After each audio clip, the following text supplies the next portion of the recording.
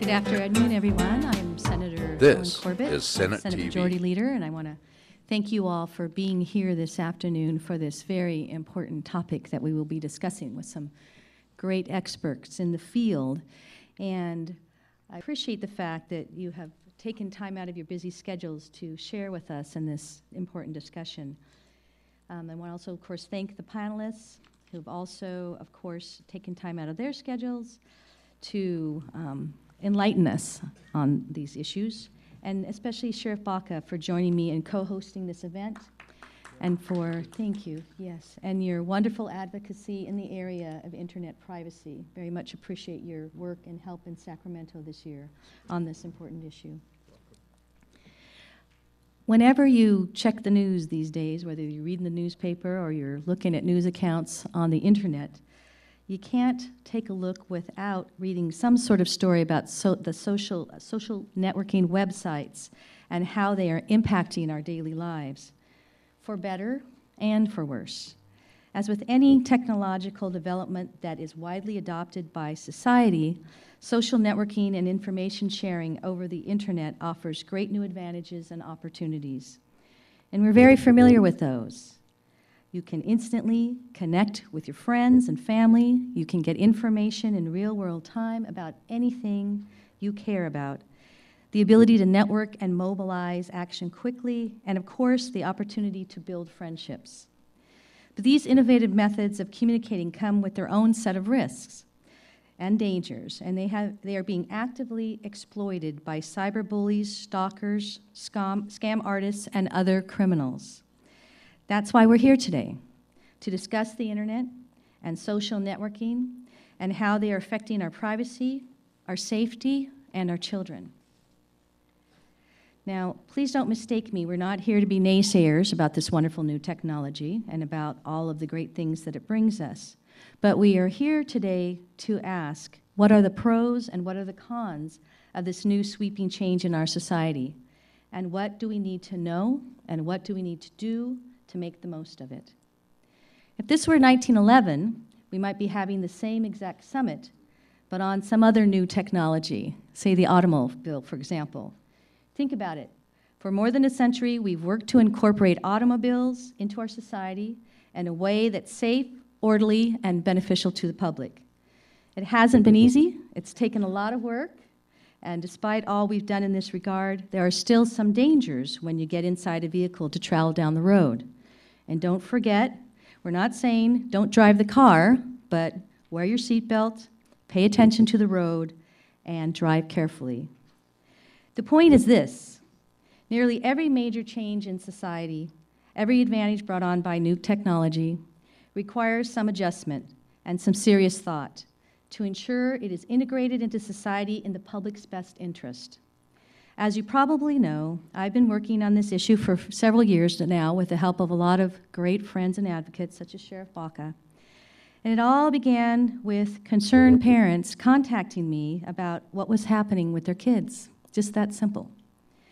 Earlier this year, I introduced legislation that would have required social networking sites to set their default settings to private, to protect a user's personal information. That's that person's personal information. Users could then, change that if they wish. They could change their settings and share the information if they liked. The bill would have also allowed users to request that their personal information, things such as a social security number or a home address, would be removed from a social networking site, such as Facebook or Twitter, and also be able to remove the information of their minor children upon request. And even though the legislation was very successful, unfortunately it failed by, that's right, 2 votes in the state Senate. Yeah, who's counting? But even though it failed, the response was phenomenal. We received emails and letters from across the country. We even had inquiries from other countries. They poured into the office with people saying, please don't give up, please support this very important effort. Clearly, this is an issue that concerns many people and especially worries parents. So today, we'll be having panel discussions on how social networking is reshaping society, how it's being used by criminals, and what people and the industry can do to protect the users. I welcome a very spirited conversation that will help enlighten all of us. And let me introduce some of our wonderful panelists that are here today. And Senator Baca and I will be joining in as well and helping moderate the panel discussion. The three panelists for the first panel who will be speaking about the new world of social networking, how is it shaping society, and how is it affecting our school children, and what are the trends? We have with us today Alan Simpson, who is Vice President of Policy for Common Sense Media, Glen Warren, who's a teacher, librarian, and technologist, and also Vice President of Government Relations for the California Library Association, and also Holly Priebe-Diaz, who is the Intervention Coordinator of the Office of Human Relations on Diversity and Equity for the Los Angeles Unified School District. We're very pleased to have all of you.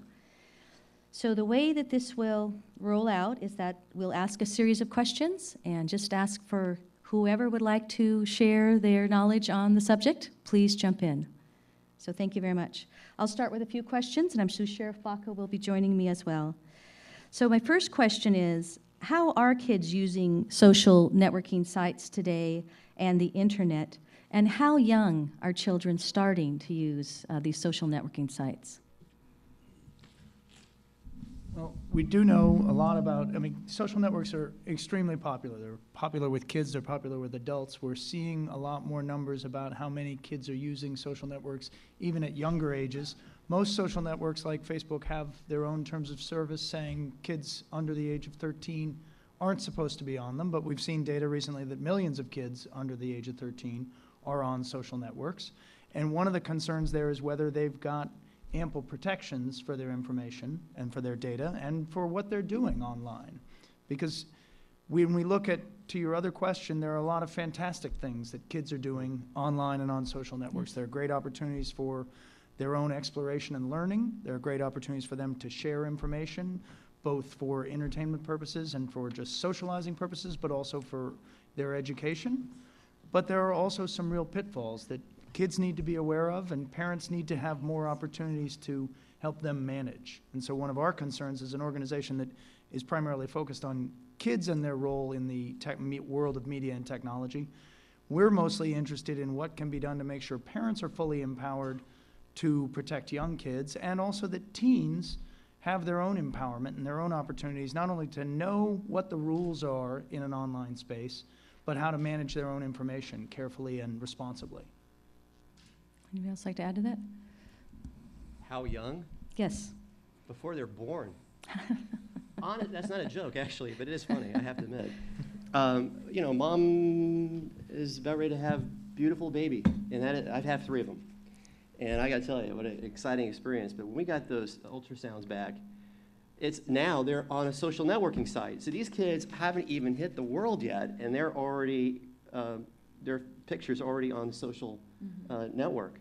So, the kids are starting before they even get to the planet.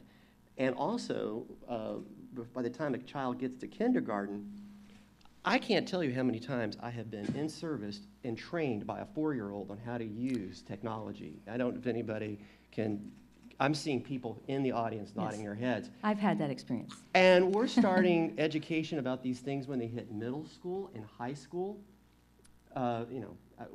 That's a different question for a different part of this session, but let me answer it shortly. Young, real young. Wow.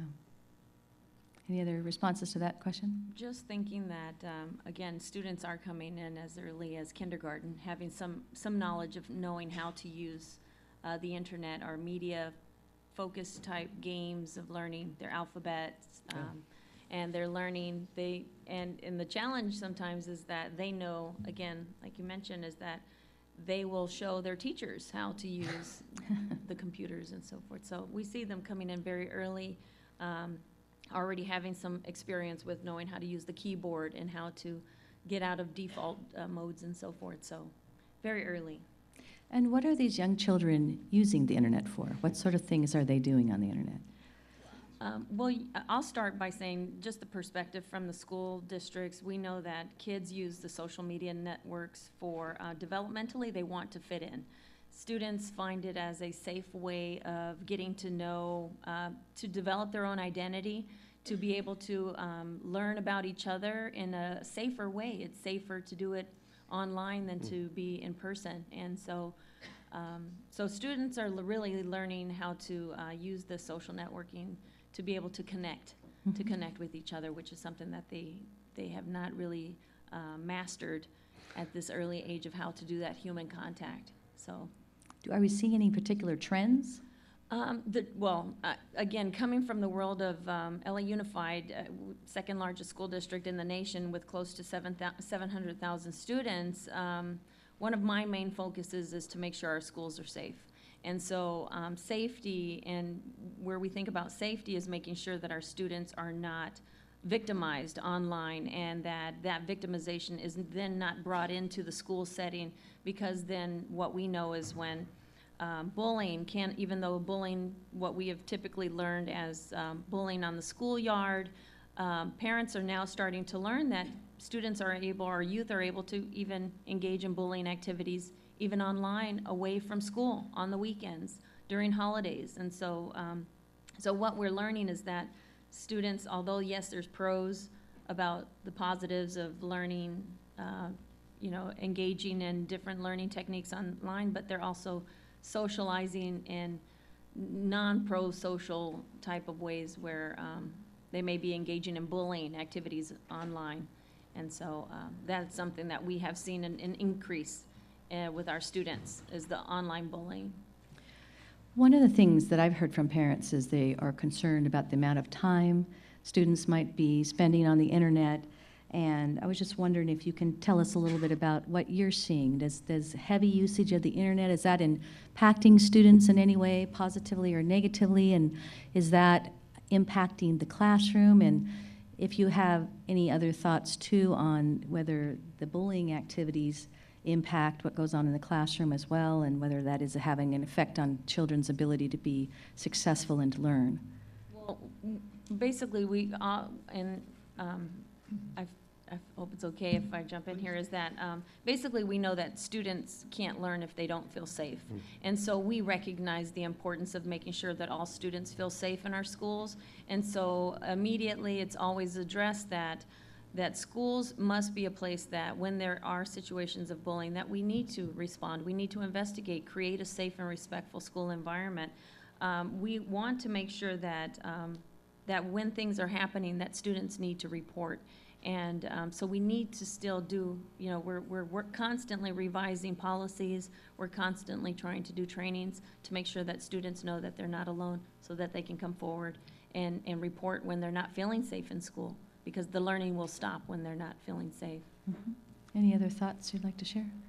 On the overall question of media use, we don't have as much data as we'd really like to get to right to your questions. The Kaiser Family Foundation has done studies before about overall media use by kids, and it's pretty stunning in the larger picture that I think their most recent numbers were that kids use media, all media, not just computers, more than 53 hours per week. In other words, they spend more time with media than they do with their parents or in school.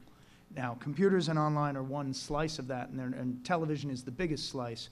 Common Sense Media is going to continue the research that Kaiser has been doing, and we have a new study that I haven't seen yet, but it will ask some of the questions, especially about young kids. And I'm pretty sure we'll see more signs that, as Glen said, they are starting to use computers earlier, they're starting to go online earlier, and it's becoming a bigger part of their media lives. As you said at the beginning, this is not to be a naysayer about online technology or media. There are positives and negatives there. And the question for us really isn't whether kids should be online or offline, because kids are going online. The questions should really be about how are we as parents, as teachers, and as others in kids' lives making sure they're online in the right ways, taking care of them online, and giving them the preparation they need to take care of themselves online. I'd like to address the trend Mm-hmm. question. One issue about the trends is that educators are primarily concerned about educating their kids. And many of us are digital immigrants. We immigrated into the digital world. These kids are coming in as digital natives.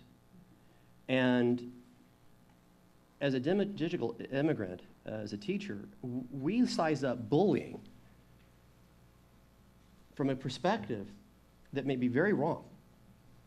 We see a child, I was raised in New Jersey, so I got beat up a lot. No offense, New Jersey. But I was the victim a lot. Now, if I had lived in this age, equal opportunity bullying for everybody. Now, the little person who looks like they're getting picked on at school, and they may well be, the teacher doesn't know if that's coming from some other bullying that took place that they have no idea took place online. So we're now got a whole new animal that we're dealing with that, even the relationship, frankly, between law enforcement and schools. That's another trend. Another trend is when a policeman is present on the school campus. Well, it used to be, I guess, that when a principal or a teacher is dealing with a discipline issue, there's a certain discipline code that we deal with, policy. But then when law enforcement is involved at the school site, this presents new challenges that many of us aren't completely aware where the boundaries are and what's reasonable. And we've all heard stories about people doing mindless types of implementation that the public looks at and go, you didn't do anything about that, or you overreacted to that. So, we have a trend that I guess the trend we're looking for is we need more wisdom than we've ever had. We've got lots of knowledge, but we seem to be missing wisdom. And can I just add one other item? Please. That we really find is on the rise and is a trend is the sexting, the whole idea of students posting or forwarding images, either nude or semi-nude, and engaging in sexual dialogue online or forwarding it. And so the dangers behind posting those types of images online they're permanent. We try to educate our students. This may have permanent consequences. It's impossible to remove images, and so we need to continue to do more education. And so Yes, that's right. these are things that are really, as a parent, as well as an educator, as a social worker, we need to make sure that our parents are aware that our students feel that sexting or sending sexual images to their boyfriends or Right. girlfriends is a safe form of sex. That they feel that, well, if I show this, then possibly he'll like me more or she'll like me more. And so that is a trend that we are seeing that students are engaging in. How should parents be involved? Clearly you referenced those that are newer to the technology than others or didn't grow up with the technology. I think it's difficult for parents sometimes to understand exactly what it is they can do. So how should parents get involved? What should they be doing to help their students? I see parents their every day children? with their direct connection with their students, and before there's trouble, and that's the way I like it. Before there's trouble, and keep them out of trouble. I'm sure Baca loves that idea. But what we see is that we talk about we don't want kids to be sexting. Well, we don't, of course. But the thing is that maybe one way to stop somebody from being a criminal or doing something that's not legal is maybe teach them about how to do something right and something good before we tell them that don't do the bad thing. In other words, and to be clear, the kids are not being taught at the youngest ages how to use mobile technologies in a positive digital building reputation way. Mm-hmm. I had a superintendent say to me once at the AXA conference, it's for California School Administrators, he was poking fun at me because I'm from Orange County. And he said that, there's a new law basically that came out of Orange County that said you can bring your cell phone to school and that kind of thing. And he was kind of saying, thanks a lot, I have to confiscate 40 cell phones at the high school every, month thanks to you guys in Orange County. And he was tongue in cheek.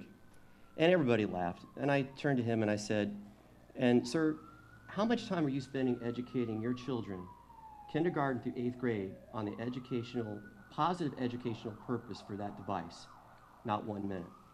And I don't know about you, you guys familiar with this digital device? Is anybody familiar with these? You know what? Almost every single kid has one of these things, and they are dangerous. I don't know of a single person who hasn't been harmed by one of these. I poked myself in the leg as a kid, walking down the hall. I have a permanent tattoo as a result. But the thing is that we put these in the hands of kindergartners, and you know what we do? We teach them from the moment they walk in the door how to use this in a positive and educational way. That's not happening with these types of technologies. Yeah, I think that's a really important point, especially from the education perspective, because in a lot of the online safety discussions that I get in here and in Washington, all over the place, there are a lot of concerns about the negatives, and that's certainly understandable. But one of the points that some of us end up making, a lot like Glen just said, is I think we have to be very careful about telling today's kids that mobile phones and social networking, two of the coolest things in their lives right now, are bad for them. Because that's a message that won't go anywhere. And it's much more important to be out there proactively about embracing, as we have been here, the good things in the digital world and encouraging them to go find the great things that they can, and the great things they can do with these technologies and with these resources. And that's one more way to keep them away from the downsides in the digital space. But the other thing I'd like to say, back to your other question, about privacy, about sexting, about all of these things, Common Sense Media works first and foremost with parents. We work with parents and teachers and companies and with policymakers. But the first thing we would say in this space to parents is, you can't protect your kids from the downsides that you see in this space in the online world unless you know how the online world works. And that's challenging for a lot of parents today. It's challenging for a lot of teachers. But this is where kids live today, and this is part of parenting today. Now, the other part of that equation is you also can't protect your kids in the online world unless the online companies are giving you opportunities to do so. And we think that's an important part of the equation as well. Go ahead. I just wanted to say, back to basics. As a parent, again, again, back to basics, communication, communication, communication. Always have to make sure that our students, our children, know what the expectations are, how to protect themselves. Every time our children get into an automobile, we tell them, fasten your seatbelts. We teach them about looking both ways before they cross the street. We give them a set of rules and expectations and maybe help them to understand why it's important. And then the second part is parents need to be more familiar with technology. They need to not be afraid of it, but to embrace it. And they need to be aware of all the different programs that exist and be familiar with it. Could you, we probably don't have the time to go into this in great depth, but could you give some specifics? What sort of things should parents be looking for? What sort of specific things should parents be teaching their children about the internet and social networking?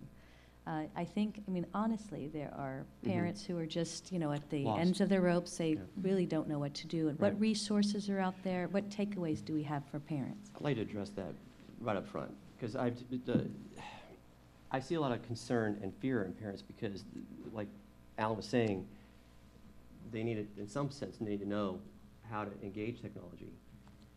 But that lack of knowledge sometimes is a stopper or makes them fearful to go forward. And what I think one of the things is we can take some of the fear off parents and help contextualize it for parents in a way that takes away that angst. And one of the ways that we try to do that in the district where I am is to say, look, you don't have to be technology brilliant, but you have wisdom that your kids need. When a child goes to a playground, you would never send a child alone to the playground. Now, do you have to get on that thing that goes around and round? I tried that. I got nauseous real quick. So I'm not 15 any longer. I don't have to ride that thing, but I do need to go to that playground with my 7-year-old. And I don't have to get on that ride, but I need to be there with them. And I'm teaching them about the wisdom that I have as a parent, how to interact socially in a face-to-face context. Parents are desperately needed with that same wisdom that they give every single day to their children in a face-to-face context in that digital space. They may not know how to work that technology, but they certainly have wisdom, and the kids don't. They don't have it. They need it. Did you have something to add? We have, Common Sense Media has developed a lot of curriculum for parent tips about these issues, but also curriculum tools, and some of which are aimed directly at kids. And they echo a lot of the messages that Glenn has just outlined. I mean, some of this boils down to the golden rule.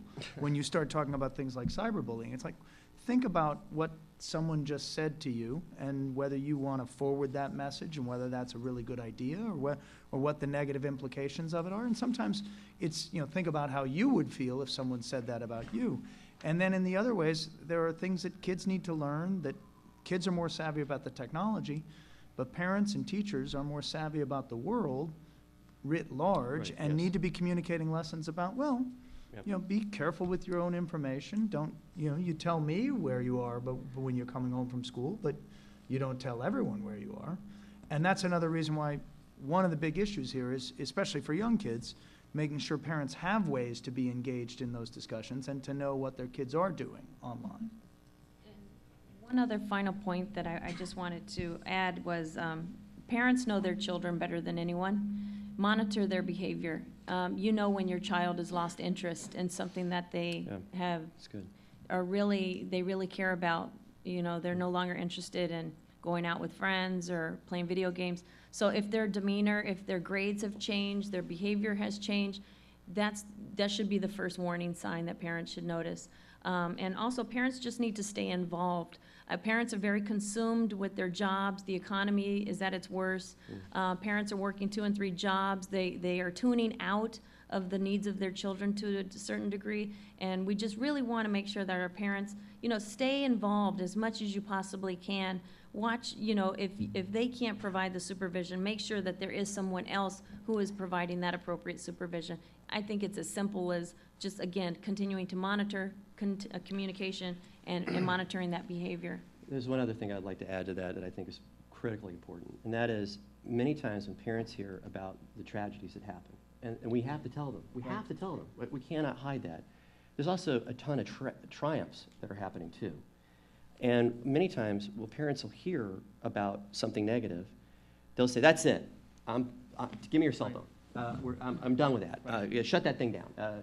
Or they get advice. Make sure the laptop is in the kitchen so everybody can see it. And so the kid never uses it, so they use their iPhone. So it's kind of silly advice now. Or they visit the neighbor. Precisely. I'm not plugging Apple, but you get the idea. The thing is that I shared with a group of kids and parents saying that, look, you're worried about sexting, you're worried about this negative stuff. I'm going to tell you right now, if you pull the kids off, I gave them an analogy that said, look, if you stop using your credit card and you pay it all off and you stop using it, I've learned something. Your credit score starts to go down. How did that happen? I paid the thing off and my credit score goes down. In the future, it's not just having bad pictures of yourself on the internet that's going to stop you from getting a job or getting into college. That's today. Tomorrow, and it's coming in about 15 minutes, when somebody applies for a job or they apply for the police department and they Google that person and they find nothing on them, that's going to be the new negative. What they're going to be looking for is, what did you do that made any difference? What did you do that made a positive impact? And I'll tell you right now, companies are going to hire somebody who's moving, who's doing something good, who's trying to affect change, who's trying to help somebody, over somebody who's done nothing. So again, we need to make sure parents know that disengagement from this and shutting down may not be in their kids' best long-term interest. Yeah, that's a very, very important point. What role do the schools play in this? Not only in taking a look at the amount of time that children may spend on the internet, the usage, and are there ways that schools are helping parents to understand how they can help teach their children? Okay, so what are schools doing? Gosh, obviously we're working as fast as we can, but we know that at the schools are the epicenter of where students congregate, where students are learning from their peers on how to behave and what's normal and what's socially acceptable and not.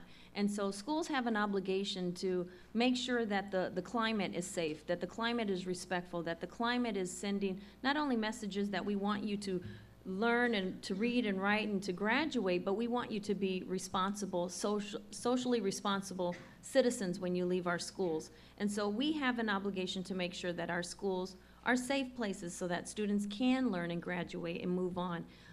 So the schools, obviously, things start with a policy. We have policies in place that obviously, as the trends are moving, so are our policies are being revised. We're making information available online for parents, teachers, students.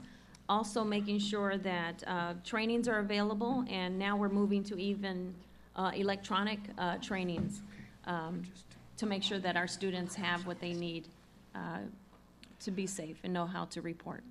I know we're running out of time, but this is, For Oh, comment good. on this, and then oh, good, thank we're you. going to have the sheriff say a few words as well. First of all, schools have a legal obligation. It's mild, but it's still there. California passed AB 307 years ago, 5 years ago, to say we need to teach kids how to be cyber safe and how to use technology in school. We need to teach them in school. And we also need to teach teachers, and that's K through 12th grade. The only teeth to that law was the technology money, if it wasn't implemented. But the statute's still there. And then you got a federal statute, S 1492. Now, I don't know about you, but how much poetry do you need when you hear 1492 and it's talking about teaching kids about social networking? We have to teach kids social networking, about chat rooms, and being not a bully online. Now, that's a federal statute that happened about 3 years ago. Well, schools are hurting for time, and we know that. And I heard money, and that's money. absolutely true. But let's just stay on the hurting part. A few years ago, and I want to just say thank you to Common Sense Media publicly for their support. Librarians in the state, we don't need librarians anymore because we got the internet and Google. But we know that's not true. What we're really facing here is not a technology problem. What we're facing here is a critical thinking problem. What we're facing here is how kids are being prepared to interact with information. And a few years ago, it was put before the State Board of Education that we would have library standards. Those standards were passed in 2010, and they were designed to answer what should a child know K through 12th grade when it comes to cyber safety and information literacy. And we were thankful that the State Board passed that. In fact, the current superintendent recognized our standards that help kids actually learn how to be socially responsible online. So my feeling is, and hope is that we might be able to take the standards that we have, and in fact, we're working right now with Common Sense Media to align California state standards with some of the other curriculums that are out there. And if we could potentially repurpose some teacher librarians to teach this very important subject. I heard you might be a fan of libraries. I heard a rumor about that. And I really do, all joking aside, I really do think, math teachers are teaching math. Science teachers are teaching science. Everybody's got to get ready for the test. But if we could repurpose some of these folks that are trained in this area, I think it's an excellent idea. Yeah. Yeah, I definitely. would echo everything that Glen and Holly have Just said. say amen. And just quickly add a few things, which are that schools are in a great, the burden on schools is enormous, and with full appreciation for that, schools and teachers and librarians are in a great position to support parents and add to what parents are doing by getting a lot of really important lessons to kids and students about life online. The first one I would say very broadly is if we're concerned about online safety, the best way to teach kids to be safe online is to teach them to be smart online. Amen. And that involves lots of details, but encourage them to keep using the online world, but teach them the right way to go, the right way to behave, the right way to be respectful of others. In particular, issues like privacy, in our curriculum, we have lessons for very young kids about what is a password. And then as students get older, there are more lessons about how do you develop a strong password. And you learn why those things are important, why protecting your own information is important. And then one more big picture issue is that schools and media specialists and librarians are really especially well positioned and really need to be focused. As Glen said, we have a lot of teaching that we have to do right now around tests that are tomorrow. But our kids need to learn 21st century skills, or they're going to be left far behind when they're adults. Yes. And that's one of the biggest roles in this Yes, space. thank you very much. That's Very well well said. Very well said. I'm going to turn now to Sheriff Baca, and we've had an opportunity to discuss these important issues. I know Sheriff Baca is very concerned about them. Sheriff Baca, what are your thoughts on this? Well, first of all, Senator, thank you so much for convening the panels, and this has been an extraordinary oversight of knowledge that we all need, as your case is mine. Mine's the recipient of your policies and the laws, and yours is the creating of policy and law. And you can't create good policy until you listen to responsible people like Ellen, Glen, and Holly. And I also look forward to the rest of the panels coming forward in offering more expertise into this. But let me just say this. Last week we had another seminar and summit on this very subject relative to the teachers in the audience. And there were students in the audience. And I commented then in that testimony of welcoming people that I was a middle school teacher back in 40 years ago. And I also was a junior high school teacher. And then they didn't have any of these computers. But we did have something that exists today. There are kids that come to school with problems. And so as a teacher, I would open up my class with simply this. Any of you have something you're worrying about today? Would you please see me after class? You don't have to talk about the subject matter. You just need to have the open invitation that if something's bothering you, you can talk to me after class. So one young girl contacted me, hung around until everyone cleared the classroom and says, I want to talk to you. Well, I know she had to go on another period. So we circled around back for after school period, and then we went into the discussion. She was a victim of an intrafamilial sexual aggression. I'm not going to describe it any better than that. I knew what to do. She didn't know what to do. The whole point of it all is that teachers have a role to play in all this. But the policy shouldn't be just the law says this. It should be that the teacher is saying, is there something troubling you? Now, you got kids that are being threatened by gangs. You've got kids who are being troubled by food at home. You've got kids that are literally being bullied to and from school. But you have to invite them in to the problem. You're going to invite yourself into the problem. You cannot expect that they have the initiative to tell you they're in a negative internet chat box. So therefore, all the things that I've heard you say, all three of you are excellent in terms of helping us think better about this. But to me, there should be a social network and alert thing somehow that parents can acquire as a general service from the internet companies or even the transmission companies or the phone companies. The phone companies should be obligated to send the list of dangers, if that's what it's going to be, or they should be required to talk about the risks involved.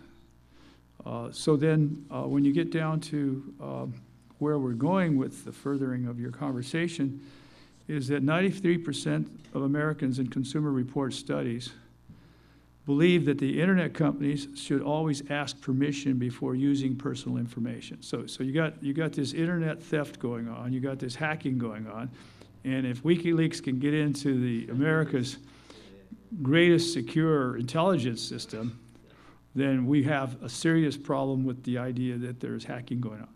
So if they send illicit photographs of each other for the sexting kind of initiatives they're into, that stuff can go all over the place. As a matter of fact, your one young child committed suicide over some of this. And therefore, we've already have enough evidence of one suicide and one is too many.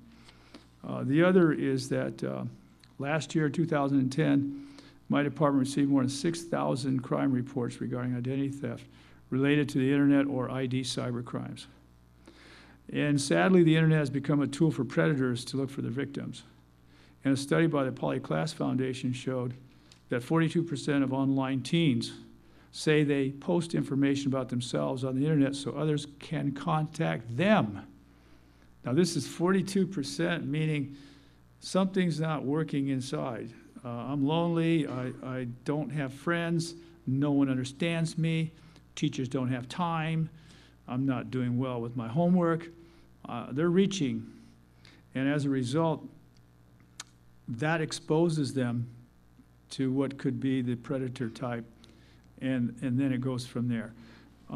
Sadly, it's a difficult problem, but I know that the senator and myself and those who are here are on one message, and that is we want all users of the internet to be safe, and we want better forms of guidelines and education and forms of healthy discussion.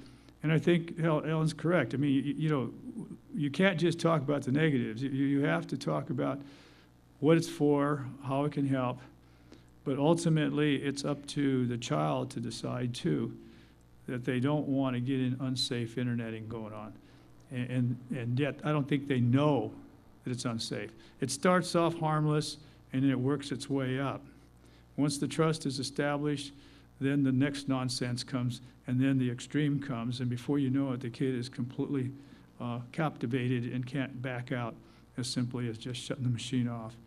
So thank you, Senator. I do have a few things to deal with back in the sheriff's office, and I believe that this has been healthy for me, and thank you again. Thank you very much. Really appreciate you taking the time out of your schedule, and your strong advocacy on behalf of individuals and their safety on the internet is very much appreciated. I'm sure here in LA as well as in Sacramento at the state capitol. So appreciate you for all you do. Thank you, Sheriff Baca, very much. Thank you. As Sheriff Baca is leaving the stage, we do have time for a question from the audience for this panel. If there's anyone who would like to ask a question of this particular panel, will you please so indicate? Yes, sir. I've got one question for Glen. There's a microphone right here, if you don't mind taking the microphone right there to your right. Thank you very much. I've got one question for Glen. I work as a prosecutor who handles various of these types of actual cases. I have been unable to find any materials, either online or with any training group, that deals with the cyber bully, how they should be dealt with, what programs they should be worked through, what steps should be taken with them. In your extensive research, have you come across anything that is designed to deal with the bully rather than the bullied? Wait a minute, I missed the last part. Deal with the bully rather than the bully? No, dealing with the bully rather than the person being bullied. Dealing with the bully? Yes. Like restorative or punitive or both? Restorative. Wow, there's coming from a prosecutor, that's fabulous. Bless you. There is, in terms of the law itself, AALRR, which is probably the largest law firm to education in this state, an attorney by the name of Penny Glover is actually leading that effort, and we work together. It's kind of funny. It's sort of like Martin and Lewis when we're together. She's the serious one. But she's got tremendous work there in weaving what that can look like together from a policy standpoint, even from a legal standpoint.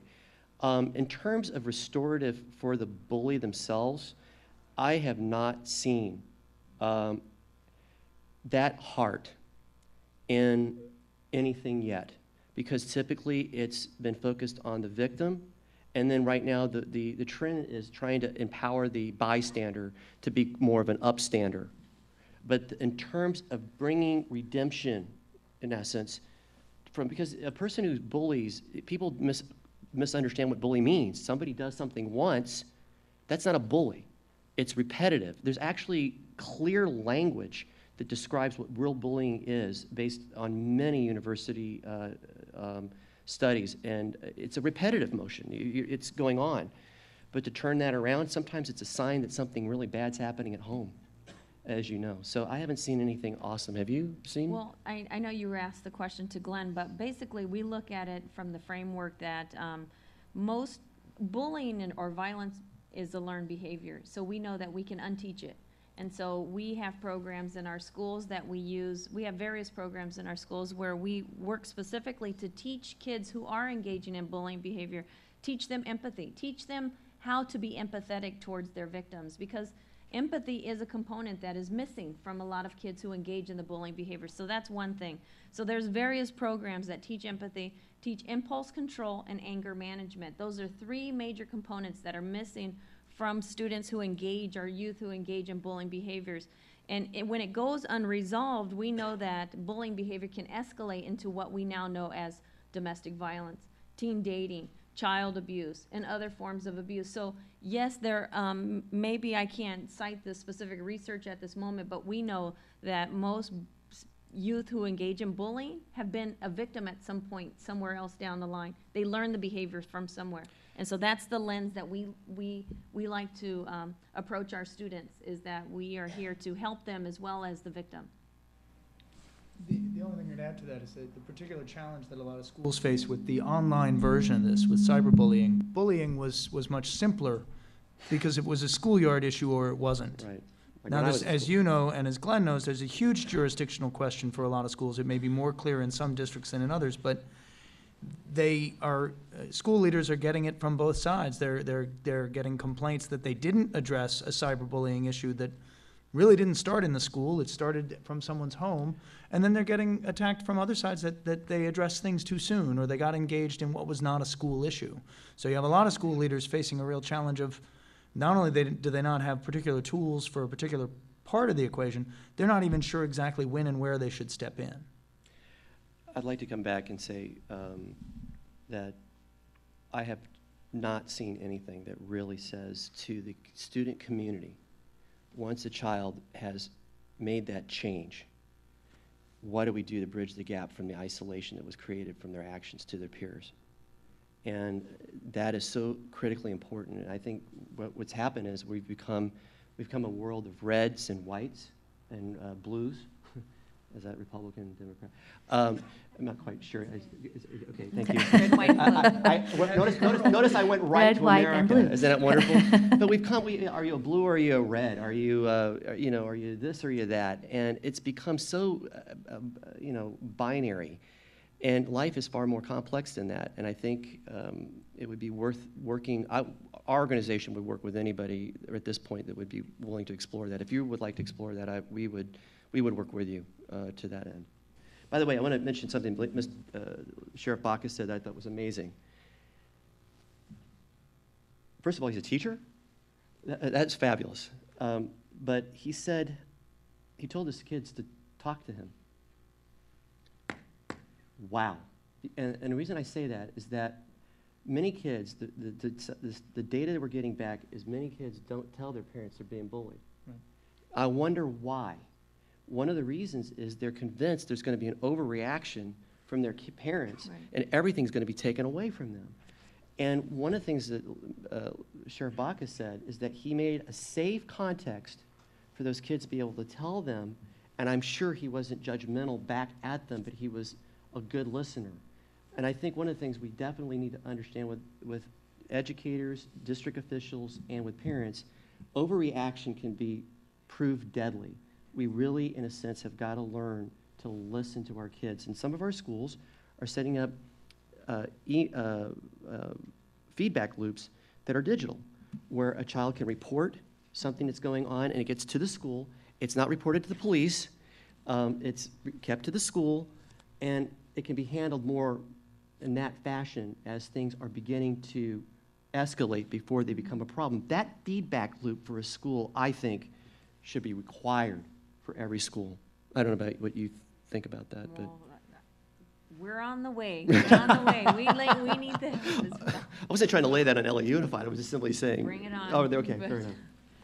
Well, unfortunately, You're kidding. we're running out of time. But one thing I can tell from this panel is you're very committed to the subject and very committed to our children and the future. And I'm sure that you would love to talk on for hours about this. Yes. I can imagine that each and every one of you can be found on the internet with some sort of website or another, which I will be glad to allow you to share if you'd like on our Yes. webcast. Yes. But let me just thank each of you by name. Let me thank the panelists, Alan Simpson from Common Sense Media, and Glen Warren, with the California School Library Association. Again, Holly Priebe-Diaz from the Los Angeles Unified School District. Your information was outstanding today, and I think will help a lot of people in trying to make sure that they can protect their children. And if you would like to briefly give a resource where any of you might want to be reached, you don't have to do that, but if you would like to, where people can get more information, I'd love to allow you to do that. Sure. LA Unified School District, we're at lausd.net, and but our particular office is humanrelations.lausd.net, or my email address. And I don't know if it's on there as well, but I'm happy to provide that. It's Holly, Holly Priebe, last name Priebe, dash Diaz at lausd.net. I'd like to say on November the 13th in Pasadena, we're having the California School Library Association statewide conference. And for the very first time, on the last day of the conference, which is on November the 13th, we're calling it Cyber Sunday. And we're making it free to the public. Oh, great. No charge. And we've got some amazing people coming because we know in order to deal with this issue that we're talking about today and more, we can't have a single stakeholder group at the table. We have to have all hands on deck. And we've got such a wonderful lineup of people coming. I won't boast about it now. We really could use a senator from the state of California to come.